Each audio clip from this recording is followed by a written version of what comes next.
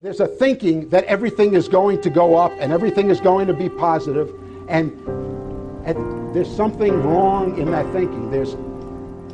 Things don't work like that. The things that are happening in the economy today are not cyclical, they're structural. The jobs that are being lost are not coming back.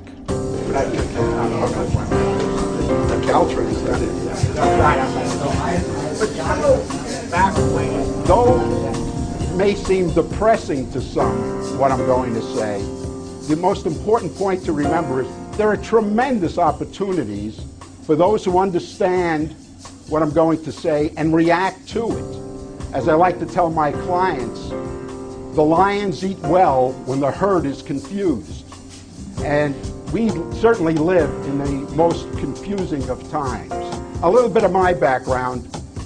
I'm with Mink & Affiliates. We've been in the Bay Area for over 30 years. I've spent over 10 years with Stanford Research Institute, and I've literally dealt with hundreds of companies around the world in my 30 years as a global management consultant. My view for this comes from the bottom up, from working in the trenches. And as you'll see from the presentation, it's that view that is so different from what our economists and others really see as to what is happening. Just think what would happen if a group of investment houses got together in Zurich over lunch tomorrow and decided that they were going to invest in copper as a hedge against winter wheat or some other commodity. Would any economist in the world understand the spike in the rise of copper the next day was due to that transaction? I doubt it. And I know for sure that with $1.5 trillion of such transactions happening every day, that you can't possibly know what's going on. So what we have with complexity is a breakdown of the early warning systems.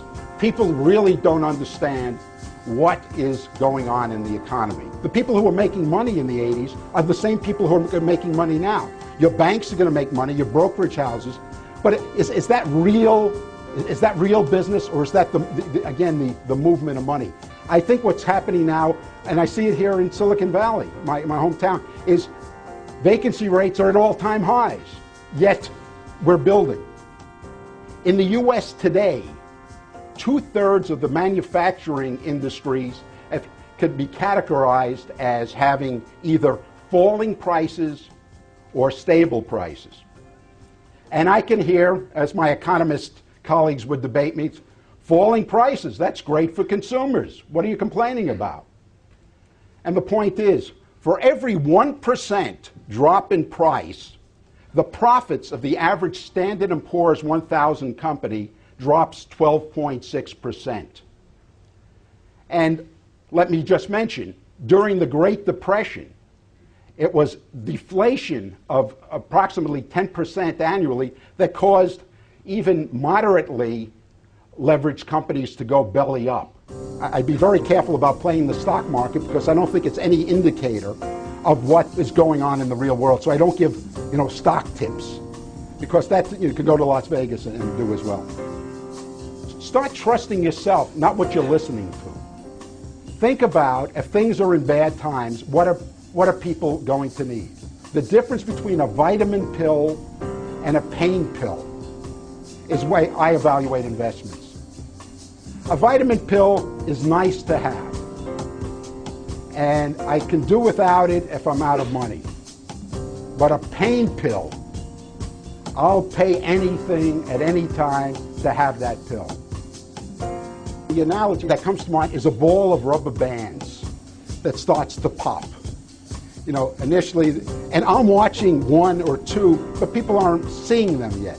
But when you get closer and those bands start moving quickly, everybody knows about it. And at that point, and I'm not going to play the futurist game here and say, in 20 years and 30 years. I'm talking next year when you're here. You'll know more than you do today as to which direction it's going, and it's going down. I used to make a great living doing strategic planning for companies all over the world. But at some point, due to the economy, re-engineering became the word, and strategic planning went by the wayside. So we had to reinvent ourselves and put on a butcher's outfit and become the masters of corporate liposuction. And we reduced the size of these companies to show profitability. But I have to confess, in some cases, we went too far. We cut into the muscle that's necessary to help companies grow. How come economists, politicians, and others charged with predicting our economic weather don't see it? And this is very important. If you get anything today, I think the basic economic thinking, which I'm going to go through now very quickly and very simply, just doesn't make it from any logical point of view. I'm going to talk briefly about a couple of the major tools that I think are invalid, and that the theories that economics has been built on just doesn't make any sense anymore. And that makes the Fed more like a puppeteer without strings attached to what's going on in the economy, and all these moves and tax cuts really won't have much of an impact. All economists share one underlying belief, and that is the belief that tomorrow will be like yesterday. And because they're forever looking in the rearview mirror of the past, they do not, indeed cannot, see that the very ground that they're standing on is trembling.